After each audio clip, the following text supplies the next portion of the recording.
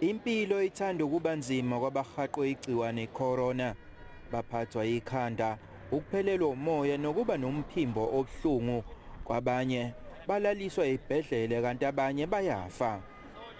uSimphiwe Dlamini waseThekwini ungomunye wabathelelekile. Usaziqhelanisile nomndeni wakhe njengoba egonyile ngaphansi kohlelo lwezempilo. Bathi ukungiphatha kahle kakhulu ukuthi njengamanje we at the peak of the pandemic, kodwa kunabantu abasanqaba namanje ukuthi bafake isimfonyo kanye nokulandela imigomo uhulumeni ayibekile. Kepha-ke impilo ayikakashintshi kangako kwabanye kwamashu naseNewlands eThekwini njengoba bengayihluphi ngokufaka imfonyo. Into enza ukuthi ngayifaki mina imask ukuthi nami ngiphatha kabi ingenza ngicina namakhanda.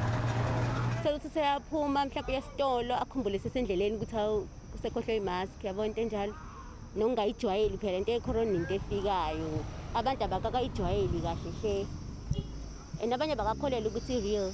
Umengameli uCyril Ramaphosa umemezela ukuthi sekuyimpoqo ukugqoka imfonyo emphakathini.